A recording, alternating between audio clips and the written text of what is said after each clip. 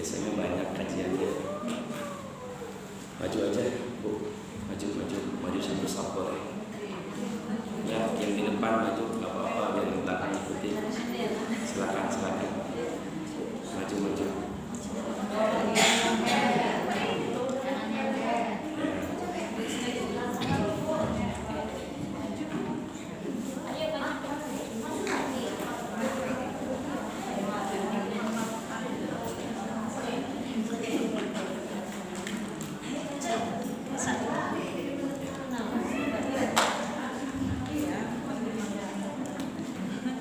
Bismillahirrahmanirrahim. Assalamualaikum warahmatullahi wabarakatuh. Waalaikumsalam warahmatullahi wabarakatuh. Alhamdulillahilladzi hadana li hada wa ma kunna linahtadiya laula an hadana Allah. Nashhadu an la ilaha illallah wahdahu la syarika lah wa nashhadu anna Muhammadan abduhu wa rasuluhu la nabiyya wa la rasula ba'dah. Nusalli wa nusallimu ala Rasulillah Sayyidina wa Maulana Muhammad ibn Abdullah Sayyidil Mursalin Imamil Muttaqin Khairul Amin Rahmatan lil Alamin wa ala alihi wa ashabihi wa atba'ihi wa ummatihi wa man tabi'ahum bi ihsanin ila yaumiddin. Fa inna asdaqal hadis kitabullah wa khairul umur hadi Muhammad Rasulullah sallallahu alaihi wasallam wa syarrul umur muhdatsatuha wa kullu muhdatsatin bid'ah wa kullu bid'atin dhalalah wa kullu dhalalatin finnar. Fa ya ibadallah fa ya ahbaballah wa ahbabar rasul usikum wa nafsi taqwallah faqad fazal muttaqun wa la tamutunna illa wa antum muslimun kama qala Allah ta'ala fil Qur'anil Karim. A'udzu billahi minasy syaithanir rajim. Ya ayyuhalladzina amanu taqullaha haqqa tuqatih wa la tamutunna illa wa antum muslimun. Shadaqallahul azim. Pengurus Majelis Ta'lim Al-Jihad yang saya hormati, segenap jamaah ibu-ibu Majelis Ta'lim Kajian Muslimah Al-Jihad yang insyaallah dirahmati Allah Subhanahu wa taala. Apa kabar semuanya? Sehat? Bersyukur kita kepada Allah sampai pada hari Sabtu ini kita masih diberikan kembali oleh Allah takdir bertemu bersama di Masjid Al-Jihad ini dalam rangka menggapai jalan menuju surganya Allah Subhanahu wa taala melalui thalabul ilmi, karena salah satu di antara keutamaan orang yang mau keluar rumahnya menempuh jalan mencari ilmu, maka hakikatnya dia sedang meniti jalan ke surganya Allah Subhanahu wa taala. Disebutkan dalam hadis riwayat Imam Al-Bukhari, Imam Abu Hurairah dalam kitab Imam Al-Bukhari bahwasanya man salaka tariqan yaltamisuhu fihi ilman sahalallahu lahu bihi tariqan ilal jannah. Siapa yang meluangkan waktu dari kesibukannya untuk menempuh jalan duduk di majelis ilmu, maka Allah mudahkan baginya jalan ke surganya Allah Subhanahu wa taala. Jadi ternyata salah satu di antara sekian jalan menuju surga yang paling ringan tetapi berat melakukannya. Ringan tapi berat hanya orang-orang yang mau meluangkan waktu. Karena kalau disebut punya waktu luang, kayaknya nggak punya waktu luang ya. Senin anak sekolah, Selasa juga sama, Rabu juga sama, bahkan dengan bimbel. Kemis juga iya, Jumat jumsi, Jumat bersih, Sabtu banyak kondangan, hari Minggu jalan-jalan dengan keluarga. Jadi kapan dong kita meluang waktu? Makanya nggak ada luang waktu, yang ada meluangkan waktu. Makanya orang yang mencari ilmu itu sebetulnya bukan orang yang pengangguran, bukan orang yang nggak punya pekerjaan, tapi orang yang mau mencari ilmu itu adalah orang yang bisa menyingkirkan sebagian kesibukannya hanya untuk meluangkan mencari ilmu. Maka kata Nabi, orang yang duduk di majelis ilmu itu disamakan dengan jihad di jalan Allah. Karena berat. Soalnya hadisnya, man kharaja fi baitihi li talabil ilmi fa huwa fi sabilillah. Siapa yang keluar rumahnya untuk mencari ilmu, maka dia sama dengan berjuang di jalan Allah Subhanahu wa taala.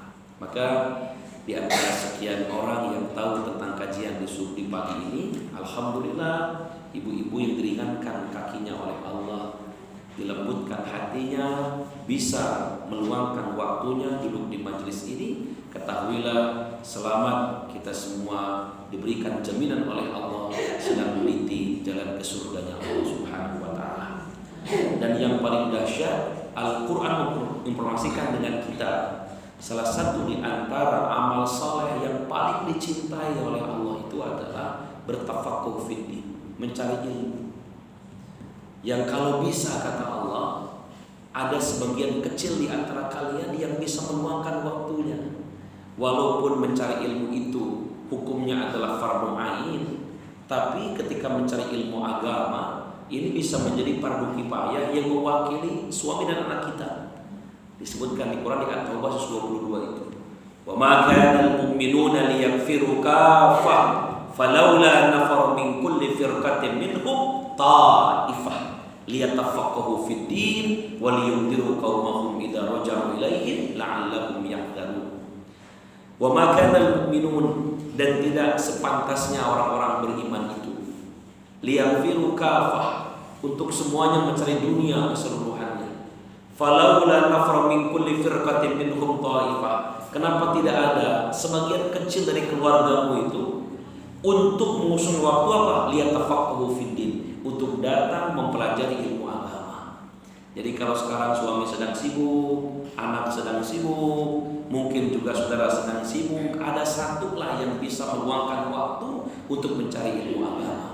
Kenapa? Waliyundiru ilaihim la'allahum yahdharun. Karena kalau nanti ibu-ibu pulang ke rumahnya, kalau bisa berbagi ilmunya dengan mereka, suami, anak, ya, mungkin juga adalah pembantu di rumah, berbagi dengan mereka, la'allahum yahdharun, agar mereka mendapatkan apa? Mendapat peringatan yang sama seperti kita dapatkan di pagi kali ini. Maka alhamdulillah kita bersyukur dengan Allah, tidak melihat pada jumlah berapa yang hadir, tapi wallah saya sebutkan dan saya sampaikan bahwa kedatangan Bapak Ibu pada pagi kali ini mudah-mudahan ini menjadi bagian di antara fardu kifayah ya, yang bisa menutupi kewajiban suami dan anak untuk mencari ilmu, diwakilkan hari ini oleh ibu-ibu semua. InsyaAllah ya, semoga amalannya mengalir kepada orang tua dan keluarga kita. InsyaAllah juga Allah berikan kehidupan lebih daripada kehidupan sebelumnya. Man 'amila shalihan min dzakarin aw untha wa huwa mu'minun falanuhyiyannahu hayatan thayyibah wa lanaziyannahum ajrahum bi ahsani ma kanu ya'malun. Siapa yang melakukan amal saleh, mencari ilmu itu adalah amal saleh, laki-laki maupun perempuan, dengan iman dia kerjakan, maka bisa jadi amal saleh mencari ilmu ini falanuhyiyannahu hayatan thayyibah. Allah akan rajut kembali kehidupan kita lebih baik daripada kehidupan sebelumnya. Walanaziyannahum ajrahum bi ahsani ma kanu ya'malu, dan ketahuilah pasti apa yang kita kerjakan hari ini akan menuai balasan pahala di akhirat nanti sesuai dengan apa yang kita kerjakan. Amin Allahumma amin. Maka alhamdulillah walaupun cuma waktu setengah jam atau 30 menit saya menyampaikan ilmu di siang kali ini, mudah-mudahan tidak mengurangi pahala kebaikan di hadapan Allah Subhanahu wa taala. Yang kedua, kita ucapkan kemuliaan ya. Ada guru kita yang wafat, mungkin tetangga ibu-ibu sebenarnya. Ya, beliau adalah guru saya juga, Buya Nur Faib Saniallah. Rumahnya gak jauh dari sini. Ibu keluar dikit, naik samping belakang bunga-bunga itu. Buya Nur Faib Saniallah, beliau mantan ketua Muhammadiyah, mantan juga beliau ketua MUI, bahkan juga beliau juga sempat di Dewan Dakwah. Alhamdulillah. Dan beliau tadi malam wafat jam 1 dini hari. Harusnya saya tadi selesai khutbah nikah mau ke sana gitu. Cuman kata Mbak Siska, katanya kajian kita cuma sampai 11 Ustaz. Ya udah, saya kesini dulu, nanti mungkin jam 11 saya izin pamit mundur mau takziah ke rumah beliau ya. Mudah-mudahan berbagi waktu, karena jam 1 nanti saya ada acara mengisi retorika dakwah di kajian Mubalighah di Provinsi Lampung, jadi agak dibagi-bagi waktu. Baik, salawat dan salam tanpa kita sampaikan kepada beliau baginda Nabi besar Muhammad sallallahu alaihi wasallam, yang kita semua berharap bahwasanya setiap aktivitas pekerjaan kita, kesibukan kita ini senantiasa disifati dan dihidupi dengan sunnah-sunnah beliau. Karena orang yang menjalani aktivitas aktivitas kehidupannya dengan sunnah Nabi, maka semua kesibukannya akan bernilai ibadah di hadapan Allah Subhanahu wa taala. Dan itulah tujuan kita diciptakan oleh Allah untuk beribadah kepadanya. Maka maksimalkannya Bunda.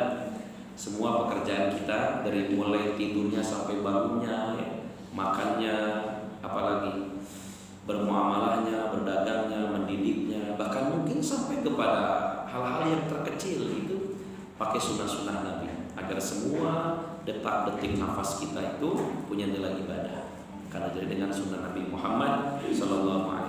Maka pada kesempatan ini kita akan coba lanjutkan kajian kita. Saya sudah 4 bulan kali ya tidak bertemu lagi. Udah 2 bulan, 4 bulan. 2 bulan sudah tidak bertemu lagi dengan ibu-ibu di kajian Muslimat Jihad ini. Dan sekarang alhamdulillah dikasih tahu lagi. Terima kasih. Dulu saya sempat membahas tentang bab adab ya dalam kitab Minhajul Muslimin. Sudah banyak beberapa hal saya sampaikan sependek ingatan saya. Saya sudah menyampaikan adab dengan Allah, kemudian juga adab dengan Rasulullah, ya kan?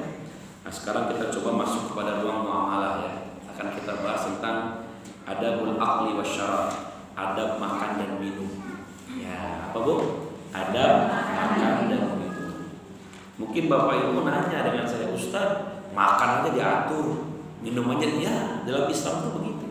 Jadi saking syumulnya ajaran Islam ini, saking sempurnanya ajaran Islam ini, ibu-ibu, semua aktivitas kehidupan kita diatur dalam agama ini. Terus apa faedahnya? Apa manfaatnya? Perhatikan, kalau kita menjalani aktivitas sehari-hari kita dengan sunnah Nabi, maka bernilainya 2. Tadi pertama, 1, itu aktivitas bernilai ibadah pertama. Kalau sudah bernilai ibadah berarti akan mengundang datangnya pahala di akhirat nanti. Yang kedua, aktivitasnya itu akan memberikan kebaikan di muka bumi ini. Jadi sunnah-sunnah Nabi itu ketika kita tepati, kita hidupkan, itu berimbas kebaikan di dunia, baik bagi badan dan tubuh kita atau kehidupan kita sehari-hari. Dan yang kedua, setiap kesibukannya itu akan menjadi oleh amal ibadah di akhirat nanti. Ada pahalanya. Saya mau tanya, mohon izin nih, ibu makan nggak? Makan. Orang Kristen makan nggak? Apa bedanya antara makannya ibu sama makannya orang Kristen? Padahal sama-sama makan, paling sama-sama kenyang kan? Padahal mohon maaf, makan itu tujuannya bukan kenyang, kenyang mah efek. Tujuan makan itu apa?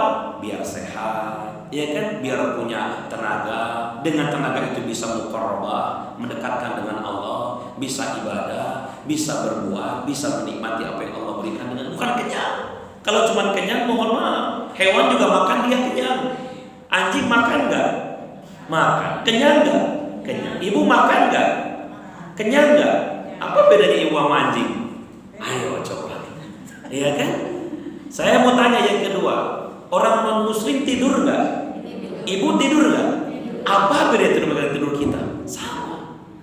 Jadi yang membedakan, mohon maaf, kualitas makan, kualitas minum, kualitas tidur, kualitas bersuci, dan kualitas yang lain itu antara orang beriman dengan tidak orang beriman itu adalah ketika dia melakukan rangkaian kesibukan itu dengan sunnah Nabi Muhammad SAW. Sunnah dalam amal disebut dengan adab, gitu. Adab itu adalah etika, cara kita mengerjakannya, cara kita melakukan itu namanya adab. Nah maka dalam Islam diatur tuh dari mulai adab makan, ya, adab minum, adab tidur, bahkan adab berpakaian, gitu.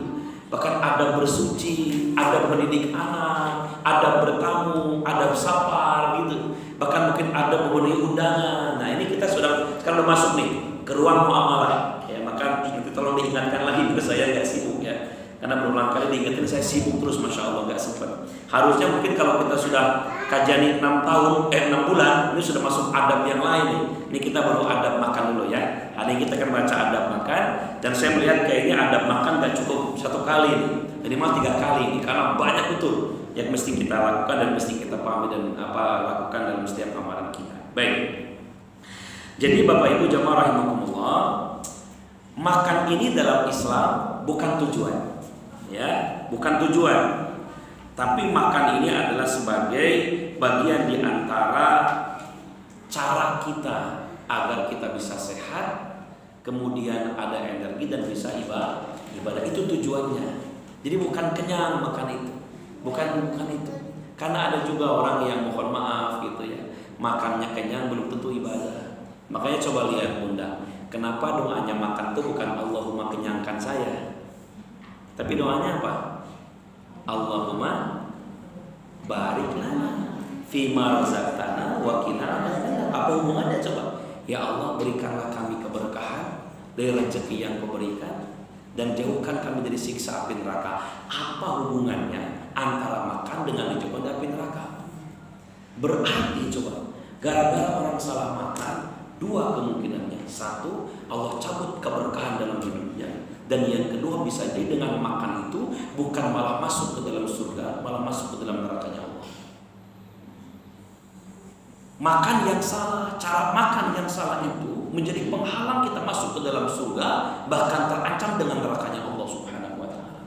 Yang tentunya ini mungkin berbicara tentang masalah konsep sumber makanan, apa yang dimakan ya, dari mana makan itu kita dapat, itu juga penting. Maka nanti kita akan coba bagi adab makan ini ada 3 dulu ya. Saya bagi dulu. Pertama ada adab sebelum makan, ada adab ketika makan, dan adab sesudah makan.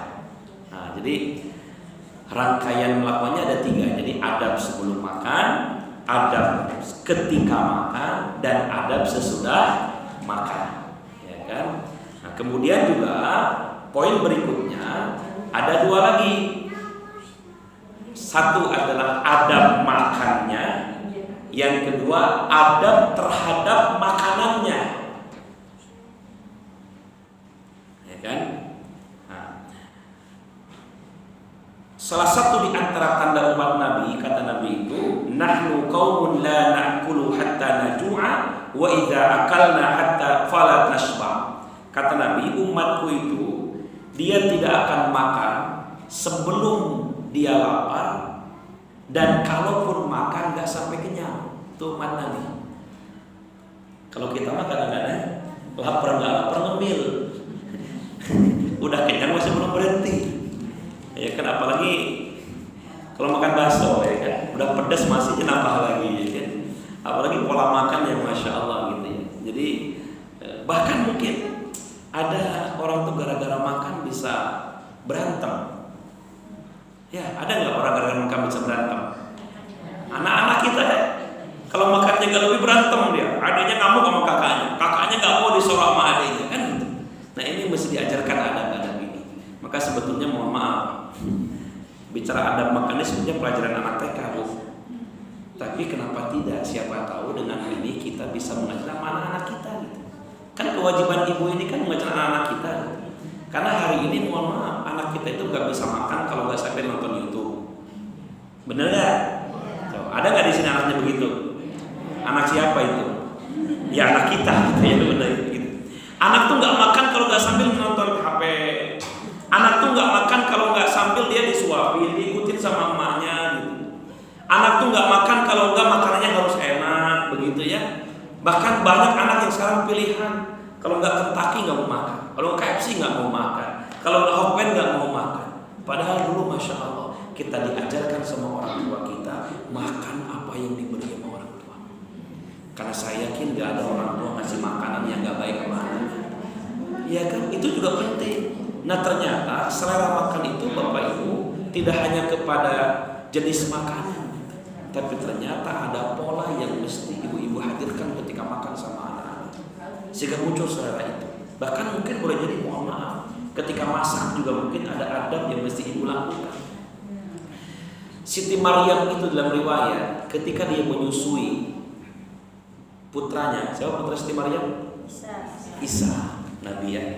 Ketika menyusui Nabi Isa itu, masya Allah, ketika mau nyusul wudu dulu, mau nyusul anaknya wudu dulu. Termasuk Nabi Isa itu kalau mau disusuin, diwuduin sama Siti Maryam, diwuduin. Ada nggak di sini ibu yang ketika netain anaknya wudu dulu? Boro-boro. Wudu dulu. Kenapa? Karena transfer darah, kan ada susu itu. Makanya Nabi Isa tuh punya punya kelebihan kan? Punya Termasuk Siti Fatimah. Siti Fatimah itu ketika menyusui Hasan Husain itu, masya Allah, dia berwudu, kemudian dia juga bersembunyi di tempat yang tertutup gitu. Menyusui itu, masya Allah ya. Mau makan wudu dulu, kita kayaknya belum pernah ya makan wudu dulu, rempong kok Ustaz. Makan wudu dulu, habis dulu lapar kata kita. Itu sunnah gitu. Kita mau boro-boro mau makan mau wudu, betul aja nggak pernah wudu, kencing aja dulu. Ya sebelum tidur tuh kita mau kencing dulu, bukan wudu dulu ya Bu ya. Bahkan sama anak juga sama kan. Nah sebelum tidur pipis dulu katanya. Harusnya bukan, wudu dulu. Karena orang wudu pasti kencing. Kalau orang kencing belum tentu wudu. Dan kita kadang-kadang salah mendidik itu. Hilang adab-adab itu. Kadang-kadang mohon maaf juga lagu-lagu yang sering kita ambil itu sekarang nggak ada adabnya. Bangun tidur terus. Masa mau mandi stroke nanti? Jangan langsung mandi. Bangun tidur apa? Duduk dulu. Bangun tidur itu duduk dulu. Sunnah Nabi itu, ada kata Nabi. Udah duduk ngapain? Membersihkan bekas ngantuknya. Itu adab Nabi. Jangan kamar mandi dulu, bersihkan dulu adab ngantuknya. Udah gitu ngapain? Baru kita berwudu ke kamar mandi. Anak kita bangga, bangun tidur terus mandi, tidak lupa menggosok gigi, terus membereskan tempat tidur. Salah. Duduk dulu, bersihin bekas ngantuknya, wudu, kemudian sholat, baru nanti agak siang bersih tempat tidur. Jadi ajaran itu kadang-kadang sudah hilang gitu. Oleh adabnya nggak seperti itu. Nah ini mudah-mudahan lah. Saya tetap berpositif thinking dengan ibu-ibu. Kayaknya ibu di sini sudah belajar si adab-adab begini ya. Tapi mengingatkan lagi aja lah. Mengingatkan dengan siapa tahu kita juga, kita juga lupa. Ya kan gak mungkin anak tuh bisa beradab kalau ibunya gak punya adab kan? Biasanya tuh anak tuh lihat ibunya dulu kan. Emak juga kalau nonton, emak juga kalau makan tuh nonton YouTube HP, anaknya ikut nonton HP kan gitu.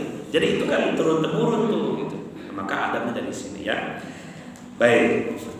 Satu, adab-adab sebelum makan apa saja. Pertama, Nabi SAW mengatakan sebelum makan memang ada perintah apa? Membaguskan makanan dan minumnya. Dipastikan ini makanan yang halal. Jangan makan yang kira-kira kita subhat atau ragu, apalagi haram gitu ya. Apa makanan haram itu? Satu, yang memang jelas ada ayatnya, babi, ya kan? Atau makanan seperti daging diharamkan tidak boleh dimakan. Ini udah selesai lah. Atau yang kedua, bisa jadi makan yang dipandang halal tapi caranya nggak benar, maling, nipu, ya kan? Atau mungkin mohon maaf, makan pakai ayam tapi nyembelihnya nggak pakai bismillah. Haram nggak dimakan? Haram, nggak boleh. Sekarang gimana Pak Ustaz? Saya kan nggak tahu, beli ayam dari pasar. Itu yang di pasar itu jual pakai bismillah apa enggak? Jual ayam pakai bismillah. Kan nggak ada. Ya sudah, kalau gitu namanya kita kita dah harus nanya begitu. Bersujon saja semoga ini pakai bismillah. Tinggal nanti pas bersihinnya baca bismillah, ya kan? Ya, karena kita juga nggak bisa memastikan kan gitu. Makanya sebagian orang ada saking ikhtiar, kehati-hatian gitu. Dia nggak pernah beli ayam potong langsung dari pasar. Dia beli ayam itu ayam hidup. Gitu. Saking ikhtiar ya. Tapi saya nggak terlalu ekstrim ya, yang mau saja. Pokoknya susah banget Pak Ustaz, nanti saya nyembelihnya siapa yang nyembelih. Justru dari sana itulah kehalalannya gitu. Biar marah, biar puas. Gitu. Sampai ada guru saya itu, tapi dulu ini sekarang mungkin agak susah. Guru saya itu nggak akan pernah makan beras yang dibeli dari pasar. Dia itu makan beras yang dia tanam. Yang dia tanam. Jadi makanya orang tua kan panen. Beras itu bertahun-tahun disimpan gitu ya di belakang itu. Yang dia makan itu. Ayam juga sama. Gak akan makan ayam kecuali 2 bulan sekali. Kenapa? Nunggu gede ayam udah sebeli sama dia. Dulu orang punya balong, tahu balong nggak? Balong itu ya. Kolam ikan. Jadi nggak akan berikan keluar, dia nanam sendiri ikannya. Dia melihara sendiri. Saking ingin menjaga kemurnian apa yang dia berikan kepada anak keluarganya. Makanya orang dulu itu masya Allah, bapaknya nggak kuliah, ibunya nggak kuliah, anaknya 7 jadi semua. Berkah. Sekarang kita emaknya S2, bapaknya S3. Anaknya susah betul mau ibadah. Entahnya nggak ngerti juga gimana caranya. Coba anaknya padahal 2, pembantu 3 di rumahnya. Yang masak lain, Yang nyuci lain, yang bersihin rumah juga lain, yang nganterin sekolah juga lain. Tapi anak nggak berubah, banyak ngelawan sama orang tuanya. Coba. Jadi nilai keberkahan itu bunda bukan kepada pemenuhan, tapi dari mana kita mengambil sumber kita berikan sama anak kita. Pelan-pelan ya, kita belajar pelan-pelan. Mudah-mudahan kita bisa merenunglah dengan kehidupan kita. Oh ya juga kenapa anak kita tuh begini. Mungkin juga ada dari pola makan yang salah. Maka pastikan kata Nabi, ya ayyuhalladzina amanu kulu min thayyibati ma razaqnakum. Hai orang-orang yang beriman, lihat ayat tentang memilih makanan yang terbaik itu dimulai oleh Quran dengan ya ayyuhalladzina amanu. Bukan ya ayyuhan nas, tapi ya ayyuhalladzina amanu. Artinya bahwa orang beriman itu sangat terjaga.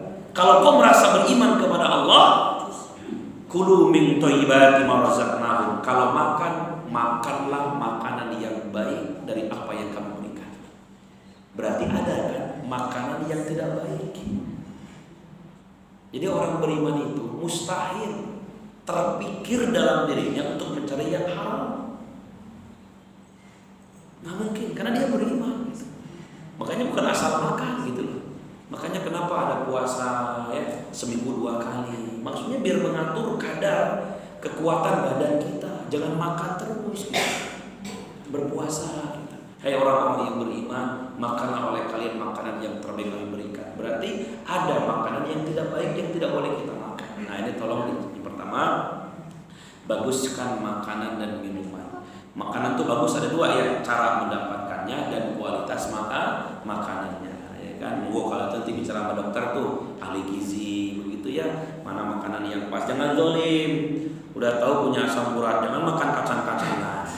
Ya kan, ini mah kacang Arab Pak Ustaz, gak ada bedanya. Kalau asam urat mah zalim dengan kaki ibu, jangan dimakan walaupun asam urat. Walaupun kacang dari Arab. Udah tahu ibu tuh punya diabetes, makan kurma banyak-banyak, nggak boleh. Karena ada manisnya gitu. Ini makan kurma ajwa Pak Ustaz, katanya membunuh racun. Walaupun kurma ajwa, ibu tuh punya penyakit diabetes, jangan makan kurma. Iya kan, jadi kita hati-hati juga, jangan berlebihan gitu kan. Jadi itu ahli gizi. Jadi disebut dengan toyib itu maknanya adalah bukan sekedar mendapatkannya baik, tapi jenis makannya harus baik dan menyehatkan bagi diri kita. Baik. 2, meluruskan niat dengan makan dan minum itu agar bisa beribadah kepada Allah. Nah ini yang sering lupa. Jadi makan itu niatkan dalam diri, bukan biar kenyang, tapi niatkan dengan makanan kita bisa ibadah gitu. Karena banyak orang setelah kenyang perutnya bukan mau ibadah, malah ngantuk tidur. Sholat duhur lupa, asar gak sempat, maghrib juga gak ketemu, isya ketiduran, subuh kesiangan. Kenapa kekenyangan gitu ya? Biasanya orang yang makannya itu kebanyakan itu untuk ibadahnya agak sulit. Kan makan, tapi bukan berarti masalah makan banyak dan tidaknya ya. Saya rasa niatnya aja gitu. Makanya ketika dapat makanan itu niatkan sama anak aja, ayo nak baca doa ya, kamu dimakan bukan waktu kenyang. Biar setelah makan ini kamu bisa ibadah, bisa baca Quran, baik begitu. Itu diingatkan tuh, biar terniang di pikiran anak kita.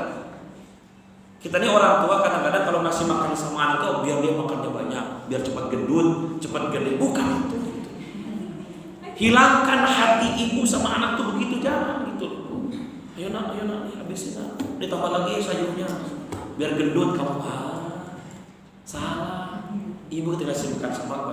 Ayo nak sayang makan, baca bismillah dulu ya, alhamdulillah dapat makanan.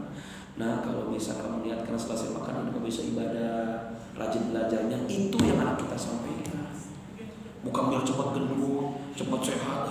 Itu udah gendut nanti malah kegendutan. Karena ibu hati-hati loh, omongan ibu ini kan doa. Ayo nak biar gendut, udah gendut anaknya ngomong apa kan?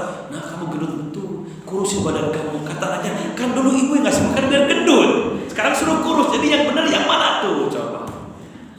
Tapi kalau anak dengan makan tuh dia bisa ibadah dengan tenaganya, ibu kan bersyukur, alhamdulillah, nggak sia-sia nah, kau ini gede dan besar, dikasih susu sama ibu, dikasih makan minum, kau bisa tambah rajin ibadah, cakep tuh. Berarti makanan ibu berikan itu menjadi anak taat dengan Allah Subhanahu wa Ta'ala. Ya, 2, luruskan ini, sampaikan sama anak kita, termasuk kita. Ayo mulai siang ini ibu makan, niatkan ya Allah, dengan makanan masuk ke dalam badan ini ya Allah, jadikan saya bisa beribadah. semua semburan-semburannya energi yang diberikan dari makanan itu, sari-sari makanannya, darahnya, vitaminnya akan bisa memberikan pancaran ilmu, bisa ibadah dengan Allah, bisa baca Quran, bisa berbuat baik, mata bisa terbuka melihat yang baik-baik, telinga kalau bisa mendengar yang baik-baik, kaki melangkah ke tempat yang terbaik, tingkat hatinya diisi dengan amal-amal yang baik dengan makanan itu, bukan sekedar mohon maaf cuma enak doang. Saya mau tanya Bunda, makanan itu enaknya sampai di mana? Sampai di tenggorokan kan? Kalau sudah sampai perut gimana? Sama aja. Yang bedain rendang sama ayam tuh di mana? Di lidah. Kalau udah sampai ke dalam, sama aja. Ya Allah ya Rabbana, sama aja. Iya benar. Masya Allah. Sama dengan laki-laki ya. Saya sering bilang dengan kaum laki-laki. Kebetulan saya tadi subuh, setelah taklim subuh saya di Antasari itu ada tamu ini nyesel sama saya, ngomong masalah dia tuh tidak bisa berhenti untuk berzina gitu ya, berselingkuh lagi, berzina lagi. Saya tanya, saya bilang kamu berzina tuh enaknya di mana? Kalau orang sudah berzina itu paling enaknya pas sudah keluar selesai kan. Laki-laki kenapa yang ganti sama aja, padahal istrinya pun di rumah sama aja, tapi kenapa kok mau lagi? Itu setan tuh begitu. Sama dengan makan tuh begitu. Enaknya makan tuh cuma sampai di tenggorokan, di mulut, tenggorokan sama biasa ya. Sudah. Ya Allah ya Rabbana ya. Maka bermohon sama Allah agar kita ketika makan niatnya karena ibadah ya insyaallah. 3, sebelum makan biasakan mencuci tangan, ya kan? Nah, ini juga sunnah. Jadi bukan hanya perintah karena Covid, bukan. Cuci tangan itu emang sebelum makan disunnahkan, mencuci tangan, ya kan? Yang keempat, biasakan kata Nabi menaruh makanannya dengan nampan. Syukur-syukur bisa sejajar dengan kaki kita. Sejajar di lantai, jangan di meja. Kita di meja ya, pokoknya di lantai. Kita makan kadang-kadang di atas meja gitu loh. Karena ada hadis ma'akala Rasulullah SAW ala khiwanin wala fi sukrajatin. Rasulullah tidak pernah makan di atas meja atau makan di atas piring sejajar dengan tangannya. Jadi di bawah. Ya memang mungkin zaman Nabi ya, tapi Rasulullah begitu gitu. Kalau bisa kita di bawah berjalan. Jadi kalau orang nyebut sila ya. Orang nyebut sila, kita berjabat atau melingkung gitu. Sekarang ini kan kita, masya Allah, kadang berdiri kita tuh di tempat hajat tuh kan berdiri makan itu. Karena manten ini yang hajat itu ngundang 50.000 orang, kursi cuma 50 biji. Ngundang 500 orang, kursi cuma 50 biji. Datangnya bareng-bareng. Jadi yang 4,5-nya kemana makannya? Berdiri. Saking ada kawan saya itu Bunda, mohon maaf ya, saking tidak mau makan saya berdiri, akhirnya nggak jadi makan, cuma datang aja pamitnya. Ada begitu. Nanti kita akan bicara masalah adab mengundang orang ya, itu dia adab mengundang orang. Yang penting bahwa biasakan makan tuh di bawah dan duduk, ya kan. Kemudian yang kelima, ya kan, ridho dengan makanan yang ada. Ridho dengan makanan yang ada berarti apa larangannya? Tidak boleh mencela makanan, tidak boleh. Ma'aba Rasulullah SAW ta'aman qattun inishtahahu akala wa in karihahu taraka. Rasulullah itu tidak pernah mencela makanan, melaknat makanan, tidak pernah. Laisa min ummati kata Nabi man a'aba ta'ami, bukan umatku yang senantiasa mencela makanan apapun makanannya. Inishtahahu akala kalau mau makan, wa in karihahu taraka kalau enggak suka tinggalkan. Jangan dicela gitu. Kita kadang-kadang mohon maaf, boro-boro mencela yang ada, tempat hajatan yang diomongin. Kondangan tempat ibu itu rendangnya kurang garam. Padahal habis 2 piring, ya Allah ya Rabbana. Ya kan ada orang jadi pesek ke rumah, dilihat dagingnya kecil betul. Pesek ini kecil betul dagingnya. Enggak usah udah. Nggak usah diomongin begitu sudah alhamdulillah. Nah ini kadang-kadang kalau orang tua sudah jarang sih, biasanya tuh anak-anak yang begitu-begitu tuh. Ya kan mungkin ada juga orang tua mencela makanan, ya kan nggak boleh sudah. Atau mungkin misalnya kebiasaan ya kadang-kadang anak gitu ya, ibu ini masaknya telur goreng aja gitu misalnya kan dicela sama dia gitu. Bilang alhamdulillah dapat makanan. Walaupun memang kita punya kewajiban berikan makanan yang berbeda, tapi sikap kita juga harus menerima makanan yang ada. Gitu. Ini orang kalau sudah biasa begitu bu, sampai di Mekah lagi umroh juga masih nyala makanan. Iya, udah dikasih makanan sekarang itu masih nyala. Bu nggak sarapan? Enggak. Kalau makanan cuma sosis doang katanya. Gitu. Sosis sama kerupuk katanya. Sudah, terima apa yang ada, istiqomah. Karena hakikat makan bukan kenyang, bukan enak, agar kita bisa ibadah itu aja. Itu aja. Itu ya, jangan dicela. Nggak boleh. Jadi ketika dapat makanan, terima dengan baik. Alhamdulillah. Kalau makan suka, kalau nggak suka tinggalkan. Jangan dicela. Jangan dicela. Ini kadang-kadang kita kalau nggak suka dicela, kalau suka nambah lagi. Yang paling parah lagi, udah dicela, malah dimakan daripada nggak ada Pak Ustaz. Udah dicela, dimakan pula. Dalam kajian ilmu tasawuf tuh bu, dalam ilmu tasawuf itu semua benda yang menempel dengan kita, hakikatnya dia punya diri. Semua benda yang menempel dengan kita punya diri. Ini baju ini punya diri, dipakai sama kita. Baju harus enak juga, jangan dicela. Baju ini kurang bagus, jangan dicela. Tapi dipakai sama kita, sayangi baju ini. Karena baju ini telah memperhias badan kita ini. Coba kalau kita nggak punya baju, nggak pakai baju, kan nggak kelihatan kesempurnaan manusia kan, nggak kelihatan gantengnya, nggak kelihatan cantiknya, nggak kelihatan pantasnya. Coba kalau kita telanjang semua, nggak ada yang bisa bedain mana cantik mana enggak. Tapi coba kita hias dengan pakaian. Ibu pakai jilbab, jilbabnya agak panjang ke bawah, oh lebih anggun. Kasih kacamata, lebih cakep. Ya kan, kemudian apalagi kasih minyak wangi, lebih harum. Duduknya agak begini, lebih manja, gitu ya. Masya Allah. Jadi semua yang menempel itu pasti ada pengaruhnya dengan kita, nggak bisa. Coba kalau kita telanjang semua, nggak akan bisa bedakan mana yang baik mana yang tidak. Maka pakaian yang menempel, kacamata yang dipakai, jam tangan yang dipakai, cincin yang dipakai itu memperhias diri kita. Dan syukuri itu. Jangan kau cela, jangan kau cela, jangan kau cela. Kan itu menempel dalam diri kita. Terima dengan baik, begitu kan. Kita kadang-kadang masya Allah sudah dipakai masih dicela. Gitu aja, apalagi mencela orang lain nggak boleh gitu ya, mencela makanan nggak boleh. Nah terakhir yang ketujuh, ada sebelum makan apa? Usahakan makan itu berjamaah, jangan makan sendiri. Ijtami'u ala ta'amakum yubarak lakum fihi. Kata Nabi, berjamaahlah kalian dalam makan kalian, maka Allah akan berikan keberkahan dalam berjamaahnya itu. Jadi yang jadi berkah itu bukan makan tapi berjamaahnya itu gitu loh. Makanya usahakan kalau tidak bisa berjamaah, berbagi makanan dengan orang. Ya. Makanya ibu kalau makan sendiri di rumah tuh panggil bapaknya, Pak sini Pak, temenin saya makan. Itu mesti. Suami juga sama. Jangan sendiri. Manggil ibu, Bu sini. Dan ibu kalau lagi makan samperin. Kalaupun ibu nggak makan, duduk di sampingnya, temenin dia makan gitu. Ini mas suami lagi makan di dapur sendirian, ibunya di depan TV. Temenin, masya Allah.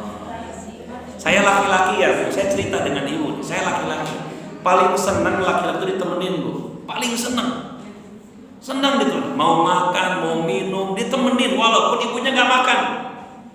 Nemenin aja, entah ibu apa yang dimakan, entah jual ininya, ibu nemenin aja. Ambilin air minumnya, kalau mau tambahin nasi, dilihatin suami makan, senang ditemenin, ya ditemenin. Syukur-syukur bisa berjamaah bareng-bareng. Kalau melihat kepada apa tuh kitab Habibun Nabi ya, romantisme Nabi dalam kehidupan rumah tangga kan Nabi itu kan sering makan berdua dengan istrinya, bahkan minum dari bekas minum istrinya, ya Allah, mandi berdua dengan istrinya, satu selimut berdua dengan istrinya, jalan-jalan berdua dengan istrinya, ya Allah ya Rabbana. Ibu pernah mandi berdua dengan suami? Kali-kali Nabi mandi sama istrinya berdua, ya Allah ya Rabbana. Kita baru kepikir mandi berdua. Kentut aja yang ada kita depan suami kan, ya Allah. Keromatisan Nabi, Masya Allah. Dan itu tidak pernah berakhir sampai Nabi wafat loh. Dalam riwayat itu sampai wafat. Sampai sekarang kan dikenang ada gelas Nabi, piring Nabi. Pernah ke Turki nggak?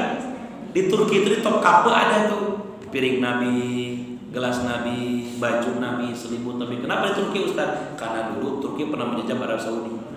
Jadi ambil oleh, kalau orang Arab itu nggak bisa menjaga itu, diambil orang Turki, disimpan di Turki. Pedang Nabi, ya, baju besi, baju perang Nabi, ya, kemudian itu bekas minum Nabi, piring Nabi. Kalau sudah bersama itu, Bunda, yang dilihat bukan apa yang dimakan, tapi kebersamaan itu. Kalau sudah bersama itu, bukan lihat gelasnya terbuat dari apa, bukan lihat piringnya dari maksudnya, bukan. Tapi ketika sudah bersama itu adalah engkau menemani aku menemani engkau. Itu subhanallah. Dan di sanalah keromantisan itu akan terkenal. Di sanalah mawaddah itu akan terucap.